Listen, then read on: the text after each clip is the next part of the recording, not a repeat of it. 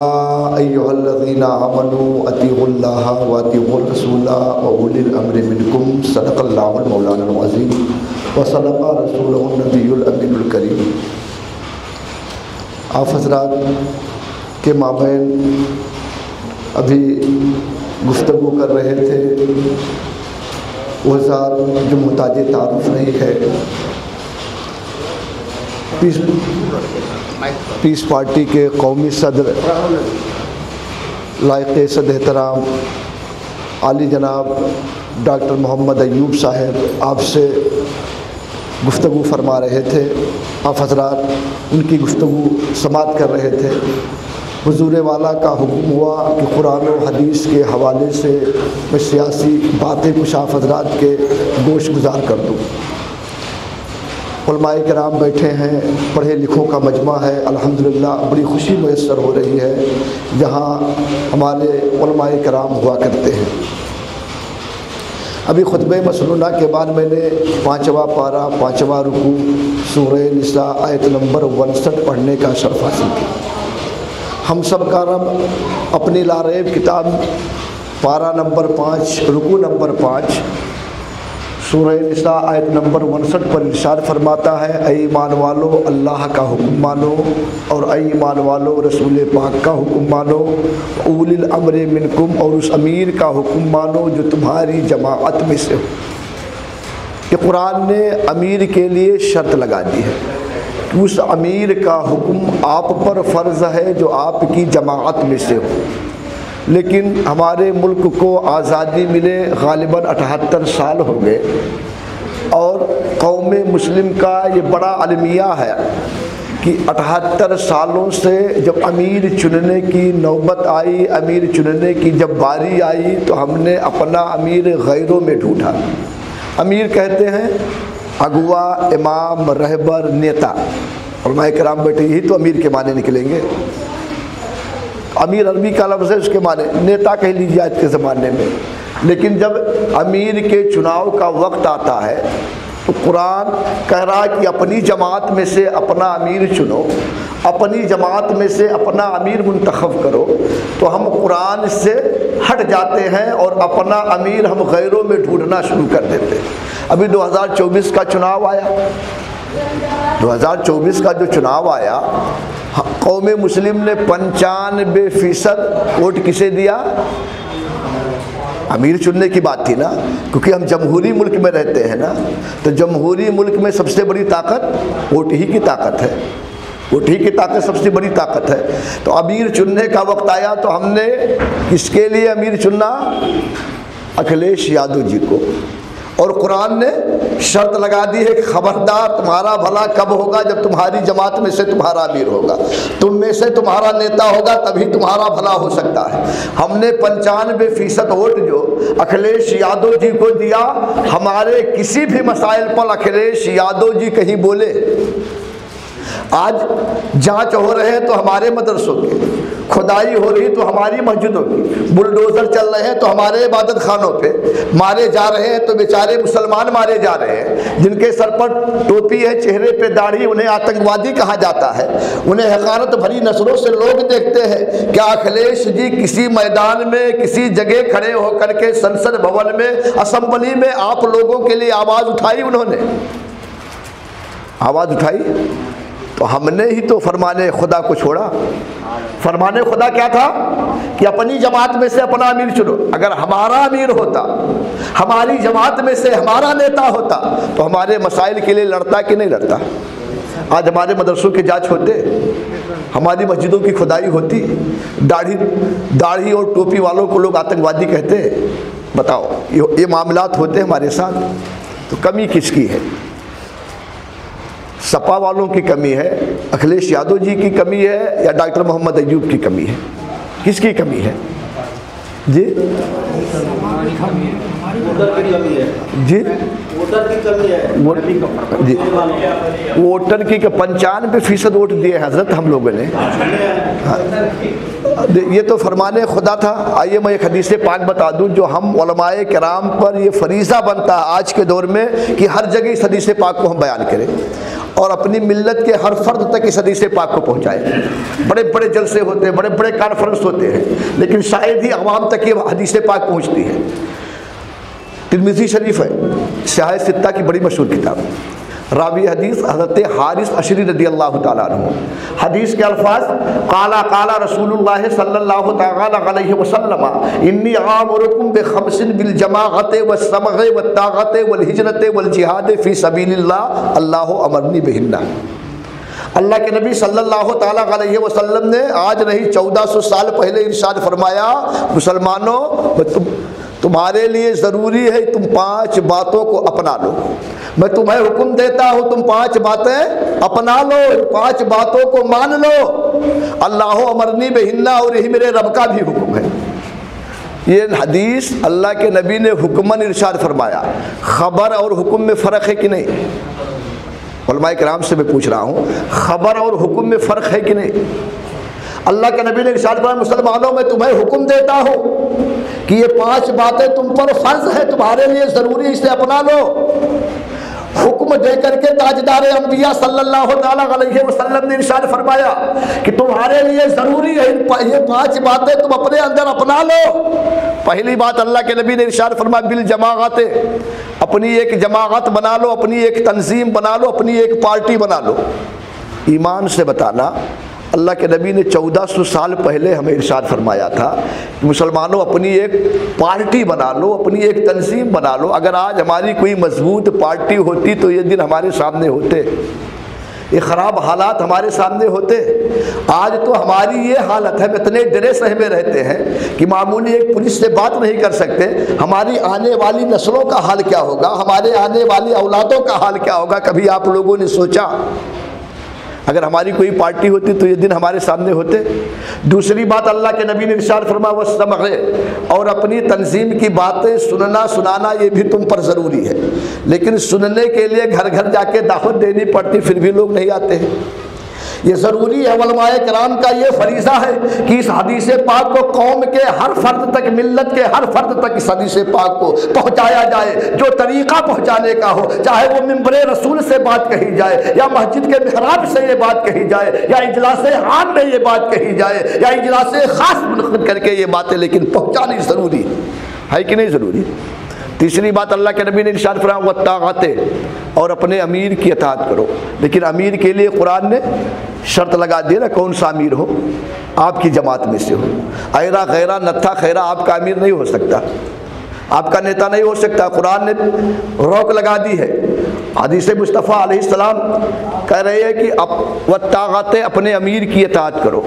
ये हम पर फ़र्ज़ है अपने अमीर के इताअत, लेकिन अलमिया तो ये हमने अमीर माना हो तब इताअत करें उसकी ना। हम अमीर माने कहाँ अपनी जमात में से किसी को? जब अमीर चुनने की बात आए तो कभी हमने अखिलेश यादव जी को अपना अमीर मान लिया, कभी राहुल जी को अपना अमीर मान लिया, कभी बहन मायावती जी को अपना अमीर मान लिया, कभी सोनिया गांधी को अपना अमीर मान लिया। और हमारी जमात में से अमीर बनने के लिए जब हमारा भाई आया, हमारी जमात में से हमारा कोई नेता आया, तो हमने उसको क्या कहा? ये भाजपा का दलाल है।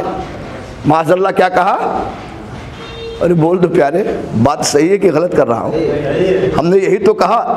किसी दलित, किसी अगड़े पिछड़े ने ये बात नहीं कही है। अगर कहा है तो मुसलमान भाइयों ने कहा है कि डॉक्टर मोहम्मद अय्यूब भाजपा का एजेंट है, भाजपा का दलाल है, पीस पार्टी भाजपा की पार्टी है। किसने कहा? मुसलमान भाइयों ने कहा। क्या ये चेहरा किसी एजेंट का लग रहा है? किसी दलाल का चेहरा दिख रहा है? आदमी दलाली किस लिए करता है? या तो शोहरत के लिए, या तो मालो दौलत के लिए। यही दो चीज़ें तो होती है। हमारी समझ में जो बात आई, अगर आप लोगों की समझ में कोई बात हो तो बता दें। यही दो चीज़ें तो है, या तो शोहरत उसे मिल जाए, या तो मालो दौलत मिल जाए। पीस पार्टी का वजूद कब हुआ? 2008 में। तो डॉक्टर मोहम्मद अय्यूब साहब को आप लोग कब से जानते हैं? 2008 ही से जानते, उससे पहले नहीं जानते थे? बड़हलगंज वाले डॉक्टर नहीं जानते। पीस पार्टी का वजूद ना था, पीस पार्टी पैदा भी ना हुई थी, पीस पार्टी का जन्म भी ना हुआ था, तब भी लोग मेरे कायदे आज़म डॉक्टर मोहम्मद अय्यूब को एक डॉक्टर की हैसियत से जाना करते थे, एक सर्जन की हैसियत से लोग जानते थे। और यही नहीं, मुसलमान इन्हें फरिश्ता कहा करता था और गैर मुस्लिम इन्हें भगवान कहा करते थे। यही तो बात थी। तो आज कमी क्या हो गई? क्या ये अमीर बनने के काबिल नहीं है? हमारे सियासी अमीर बनने के लायक नहीं है ये? अखिलेश यादव आपका अमीर हो सकता है, मायावती जी आपकी अमीर बन सकती हैं, तो क्या उनसे कम पढ़ा लिखा है मेरा रहबर? IAS है, MBBS MD सारी डिग्रियाँ, सबकी सारे नेताओं की डिग्रियाँ एक तरफ रख दो, अकेले डॉक्टर मोहम्मद अय्यूब की डिग्री को एक तरफ रख दो, तो भारी कौन सी डिग्री होगी? किसकी डिग्री भारी होगी? बोल दो प्यारे, किसकी डिग्री भारी होगी? डॉक्टर मोहम्मद अय्यूब की डिग्री। वो ऐसा नेता, ऐसा अमीर हमारे पास है, और हम कहते हैं कि माशाअल्लाह ये भाजपा का दलाल है, भाजपा का एजेंट है। इल्जाम लगा रहे हो, बुहतान लगा रहे हो। आपने कभी सोचा इल्जाम लगाने वाले और बुहतान लगाने वाले पर अल्लाह ने क्या ताकीद फरमाई है, क्या सजा मुतय्यन की? चौथी बात अल्लाह के नबी ने फरमाया वल हिजरत, और हिजरत करो। मेरे आका सल्लल्लाहु ताला अलैहि वसल्लम के अक्सर सहाबी जो थे अरबी थे, बातचीत अरबी थी, बोलचाल अरबी थी, हमसे बेहतर वो अरबी जानते थे। कुछ ऐसे सहाबी थे जो मक्का से मदीना हिजरत करके आए थे, फिर भी तसल्ली ना हुई, दिल को इत्मीनान ना हुआ।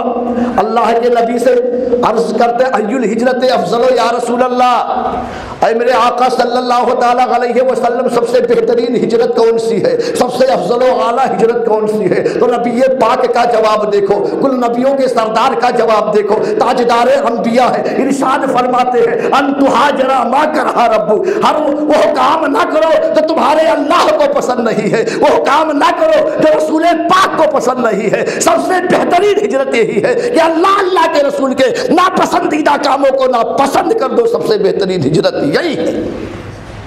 और आज भारत का मुसलमान 78 सालों से वही काम कर रहा है जो अल्लाह को पसंद नहीं, अल्लाह के रसूल को पसंद नहीं। क्या गैरों की हिमायत करना अल्लाह को पसंद है? गैरों को ताकत देना अल्लाह को पसंद है? बोलो। मैं हवाले के तौर पर एक कुरान की एक आयत बता दूं, सूरह तौबा पारा नंबर 10 आयत नंबर 22। हम सबका रब इरशाद फरमाता है या अय्युहल्लज़ीना आमनू ला तत्तखिज़ू आबाअकुम व इख्वानकुम औलिया इस्तहिब्बुल कुफ्र अलल ईमान व मन यतवल्लहुम मिनकुम फउलाइका हुमुज़ ज़ालिमून। हुफ़ाज़ किराम भी मौजूद होंगे, उलमाए किराम भी मौजूद हैं। 10वां पारा सूरह तौबा आयत नंबर 22 पर हम सबका रब इरशाद फरमाता है ऐ ईमान वालो ला तत्तखिज़ू आबाअकुम व इख्वानकुम, अपने बाप अपने भाइयों को अपना दोस्त ना समझो। अगर वो ईमान वाले के मुकाबले में किसी गैर ईमान को पसंद करते हैं, ईमान वाले के मुकाबले में किसी गैर ईमान को ताकत देते हैं, ईमान वाले के मुकाबले में किसी गैर ईमान की हिमायत करते हैं, तो आपका सगा बाप ही क्यों ना हो, आपका सगा भाई ही क्यों ना हो, वो तुम्हारा दोस्त नहीं हो सकता है, वो तुम्हारा खैर ख्वाह नहीं हो सकता है। वो तुम्हारा सगा बाप होगा लेकिन वो तुम्हारा दोस्त नहीं है, सगा भाई है लेकिन वो तुम्हारा दोस्त नहीं है। इसलिए वो दोस्त नहीं है क्योंकि वो जालिमों का साथ दे रहा है, और जालिमों का साथ देने वाला जालिम होता है। तो कुरान तो ये कह रहा है कि अगर तुम्हारा सगा बाप भी हो, अगर वो ईमान वालों के मुकाबले में किसी गैर ईमान को ताकत दे रहा है, हिमायत कर रहा है, आप अपने सगे बाप को छोड़ दो, अपने सगे भाइयों को छोड़ दो, ये कुरान कह रहा है। और भारत का मुसलमान वही कर रहा है जो कुरान जिसकी मुखालिफत कर रहा है, हदीस मुस्तफ़ा अलैहिस्सलाम जिसकी मुखालिफत कर रही है। आज हम वही तो कर रहे हैं, तो बर्बादी हमारे सरों पर नहीं आएगी तो किसके सर पर आएगी? बातें समझ में आ रही है प्यारे? बातें समझ में आ रही है? यही तो बताने हमारा कायद आपकी आज गली गली गांव गांव जाकर के धूल चाट रहा है, यही बताने के लिए कि मेरी समझ में आ गई, हो सकता है हमारी कौम भी ये बात समझ जाए, कौम भी हमारी ये बात समझ जाए, हमारे कौम का हर फर्द ये बात समझ ले, और जो गुनाह 78 सालों से हम करते आए हैं उसका कफारा हो जाए, उसका कोई हल हमें निकल आए, मुयस्सर हो जाए। तो आज तक जो हम करते रहे क्या कुरान के मुवाफिक था कि मुखालिफत? कुरान के मुखालिफ था कि मुवाफिक? भाई कुरान तो कह रहा गैर की आप हिमायत ना करें, वोट से बड़ी कोई हिमायत है? जमहूरी मुल्क में वोट से बड़ी कोई ताकत होती है? कुरान क्या कह रहा है? आप ईमान वालों के मुकाबले में गैर ईमान को तक़वियत नहीं दे सकते, उनकी हिमायत नहीं कर सकते। और आज 78 सालों से हम क्या कर रहे हैं? फरमाने खुदा, फरमाने मुस्तफ़ा के मुनकिर हैं कि नहीं? जो अल्लाह अल्लाह के रसूल के फरमान को ना माने तो क्या वो न दुनिया में भी जलीलो ख्वार रहेगा, मरने के बाद उसका अंजाम यहाँ से भी बदतर होगा। यही तो हमारा कायद बता रहा था। तो ये जो गुनाह हम लोग किए हैं, इसका कोई गुनाह हम किए हैं ना, तो कफ़ारा कोई और अदा करेगा कि हमें अदा करना पड़ेगा? जी, तो कैसे अदा करेंगे? मैं आपका बेटा, आपका भाई, एक आलिम दीन होने के नाते आपसे पूछ रहा हूँ कि इस गुनाह का क्या कफ़ारा है, इसकी क्या सूरत है, कौन सी फिक्र हम अपनाएं कि आज जैसे और कौमें कामयाब हो गई हैं और ज़ात बिरादरी के लोग कामयाब हैं, हम भी कामयाब हो जाएं। हमारी आबादी 25%, हम कहीं नज़र नहीं आ रहे हैं। यादव भाइयों की आबादी 7%, हर थाने, हर तहसील, हर महकमे में मौजूद है, वो हर जगह मौजूद है। वही हाल चमार भाइयों का है। तो आप लोगों के पास कोई फ़िक्र या कोई ऐसा अमल हो तो बता दें, हम लोग अपना लें, हम भी हर जगह मौजूद हो जाएं। और आज जो 78 सालों से हम गुनाह करते आए हैं, इसका कोई कफ़ारा है आप लोगों के पास? उलमाए किराम से पूछता हूँ, आप हज़रत बताएं क्या किया जाए? बड़ी तेज़ी के साथ, बस 1 मिनट के अंदर बता दें। कोई तरीक़ा है कि हम बाइज़्ज़त हो जाएं, बावकार हो जाएं? आज दाढ़ी टोपी वालों को लोग आतंकवाद ना कहें।